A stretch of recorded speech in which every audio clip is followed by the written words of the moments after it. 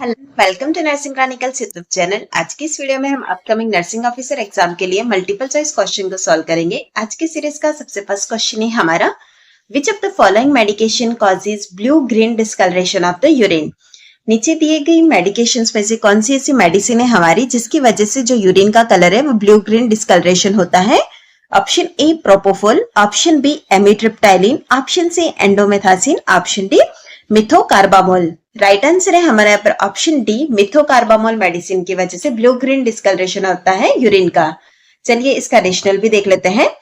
मिथोकार्बामोल medicine जो है वो एक मसल रिलैक्सेंट है जिसकी वजह से blue green discolouration of the urine होता है, क्योंकि इसका जो केमिकल कंपोजिशन है और मेटाबॉलिज्म का जो प्रोसेस होता है उसकी वजह से हमें इसका यह साइड इफेक्ट देखने को मिलता है। मिथोकार्बामोल जो होती है वो as a muscle relaxant treat skeletal muscle spasm और डिस्कम्फर्ट के लिए यूज में लिया जाता है। अगर इसके साइड इफेक्ट्स में हम देखते हैं तो ब्लू ग्रीन डिस्कलरेशन इसका सीरियस साइड इफेक्ट है, बट बहुत रेयर केस के अंदर देखने को मिलता है। नेक्स्ट क्वेश्चन है हमारा, what is the primary goal for a patient with surgical incision. एक पेशेंट है सर्जिकल इंसिजन के साथ में, तो यहाँ पर उनका वुंड केयर करते वक्त हमारा प्राइमरी गोल क्या रहता है। Option A promoting infection, option B delaying healing, option C preventing infection and promoting healing, option D inducing bleeding. Right answer है हमारे यहाँ पर option C preventing infection and promoting healing. अगर हमारे पास कोई पेशेंट है सर्जिकल इंसिजन के साथ में तो हमें उनका वुंड केयर करना है, और उस टाइम हमारा प्राइमरी गोल जो रहता है वो रहता है कि हम वहां इन्फेक्शन को प्रिवेंट कर सके, हीलिंग को प्रमोट कर सके और स्कैरिंग जो होती है उसको भी मिनिमाइज कर सके। इसके लिए हमें जरूरत होती है कि हम वुंड को क्लीन और ड्राई रखें, जो ड्रेसिंग है स्टेराइल ड्रेसिंग यूज करें। नेक्स्ट क्वेश्चन है हमारा, in a patient receiving oxygen therapy which of the following complications is associated with prolonged high concentration oxygen use. एक पेशेंट है जो कि ऑक्सीजन थेरेपी को रिसीव कर रहा है, यहाँ पर अगर हमने prolonged high concentration oxygen use किया है तो कौन सा कॉम्प्लिकेशन देखने को मिलेगा। Option A oxygen toxicity, option B pulmonary embolism, option C hypoxia, option D respiratory alkalosis. Right answer है हमारा यहाँ पर ऑप्शन ए ऑक्सीजन टॉक्सिसिटी। चलिए इसका रेशनल भी देख लेते हैं। Prolonged use of high concentration oxygen, especially at concentration greater than 60% for more than 24 hours, can lead to oxygen toxicity, which may cause damage to lung tissues and lead to acute respiratory distress syndrome.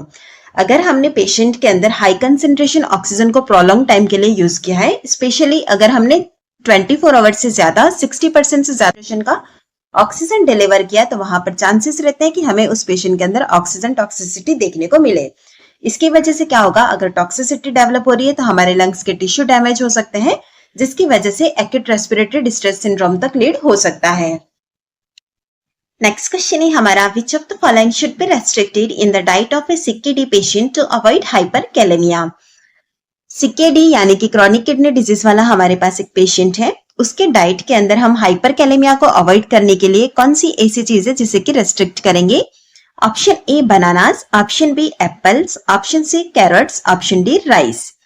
Right answer रहेगा हमारे यहाँ पर option A bananas. Hyperkalaemia को avoid करने के लिए हम bananas जो है उसे रेस्ट्रिक्ट करते हैं डाइट के अंदर।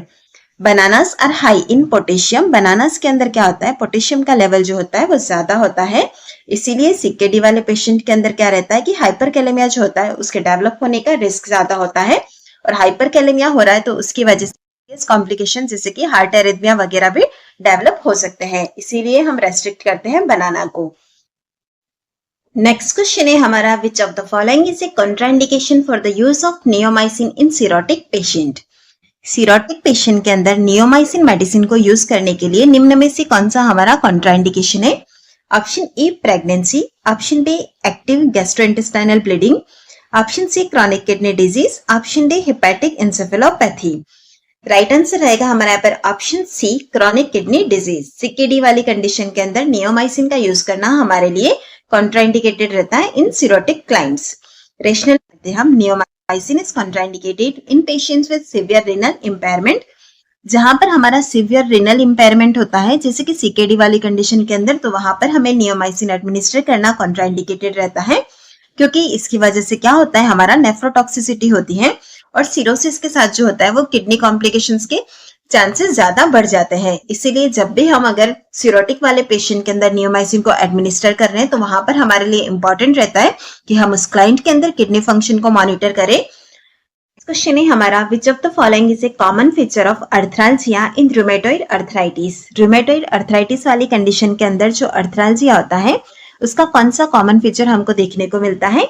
Option A symmetrical joint involvement, option B monoarticular joint pain, option C pain in large weight bearing joints only, option D joint pain without swelling. Right answer है हमारा यहाँ पर option A symmetrical joint involvement. हमें सबसे first तो यहाँ पर condition दी गई थी रूमेटॉइड अर्थराइटिस की, और उसमें भी पूछा था कि जो हमारा अर्थराल्जिया है उसका कॉमन फीचर क्या है।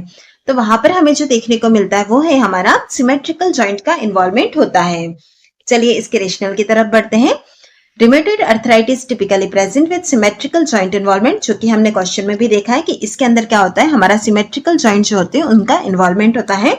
सिमेट्रिकल जॉइंट इन्वॉल्वमेंट का मतलब है कि both side of the body के जॉइंट जो है वो अफेक्ट होते हैं। The pain is usually associated with inflammation leading to joint swelling and can affect small joints.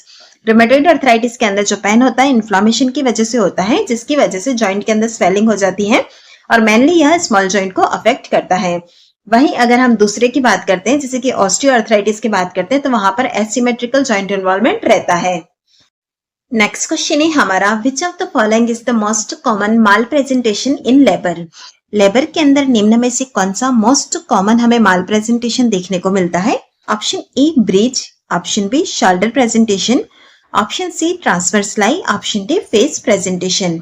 अगर हम बात करते हैं लेबर के अंदर कॉमन माल प्रेजेंटेशन की तो वो होता है हमारा ब्रिज प्रेजेंटेशन, इसलिए राइट आंसर हमारा ऑप्शन ए रहेगा। चलिए इसका रेशो देखते हैं। ब्रिज प्रेजेंटेशन जो होता है वो मोस्ट कॉमनली माल प्रेजेंटेशन लेबर के अंदर देखने को मिलता है, जिसके अंदर क्या होता है, जो फिटल्स का पोजीशन होता है वो बटक्स या फिर फिट प्रेजेंटिंग फर्स्ट हमको देखने को मिलते हैं रेदर देन हेड। यानी कि हमें फिटस का जो पोजीशन होता है उसमें फर्स्ट हमें हेड की जगह बटक्स या फिर फिट प्रेजेंटिंग देखने को मिलता है। नेक्स्ट क्वेश्चन है हमारा, when performing an external cephalic version in a woman with a breech foetus at 37 weeks, which of the following is the most important factor to monitor. हमें यहाँ पर एक वुमन दी गई है जो कि ब्रिज फिटस के साथ है एट 37 वीक्स पे। हमें यहाँ पर यह पूछा गया है कि हम जब इनका ECV यानी कि एक्सटर्नल सिफेलिक वर्जन कर रहे हैं तो हमें कौन सा ऐसा इंपॉर्टेंट फैक्टर है जिसे मॉनिटर करने की आवश्यकता है? Option A maternal blood pressure, option B foetal heart rate, option C maternal temperature, option D cervical dilation. Right answer रहेगा हमारा यहाँ पर option B foetal heart rate. सबसे फर्स्ट हमें यह पता होना चाहिए कि एक्सटर्नल सिफेलिक वर्जन जो है हमारा क्या प्रोसीजर है। इसके अंदर क्या होता है, जो हमारा फिटस ब्रिज या फिर ट्रांसवर्स फिटस है तो उसे हम क्या होता है बिफोर डिलीवरी सिफेलिक पोजीशन में कन्वर्ट करने के लिए एक प्रोसीजर करते हैं, वो हमारा एक्सटर्नल सिफेलिक वर्जन कहलाता है। और जब भी हम इस एक प्रोसीजर को कर रहे हैं तो वहां पर क्या होता है, हमें फिटल हार्ट रेट मॉनिटर करना होता है, जिससे क्या है कि हम फिटल का डिस्ट्रेस अगर हो रहा है तो हम उसे इजीली आइडेंटिफाई कर सकते हैं। नेक्स्ट क्वेश्चन है हमारा, which restraint technique is commonly used in neonates to prevent accidental removal of a nasogastric tube during feeding और केयर। नियोनेट्स के अंदर नासोगैस्ट्रिक ट्यूब का ड्यूरिंग फीडिंग और केयर एक्सीडेंटल रिमूवल को प्रिवेंट करने के लिए कौन सी ऐसी रेस्ट्रेंट टेक्निक है जिसे यूज में लेते हैं? Option A mummy restraint, option B wrist restraint, option C full body restraint, option D ankle restaurant.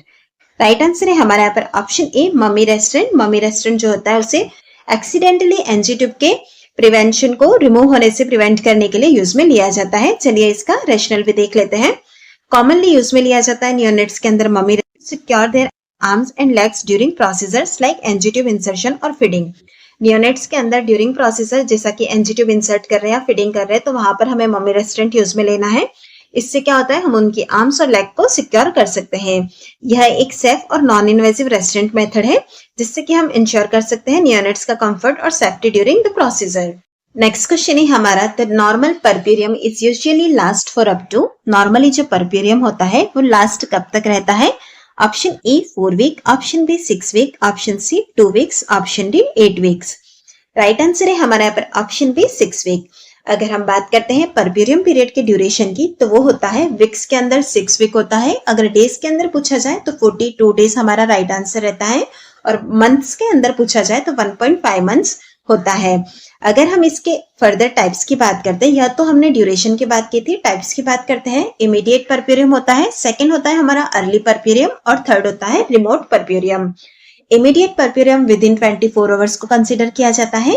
24 hours से लेकर 7 डेज तक जो चलता है वो हमारा अर्ली परप्यूरियम कहलाता है, और 7 डेज से लेकर 42 डेज तक जो होता है उसे हम रिमोट परप्यूरियम कहते हैं।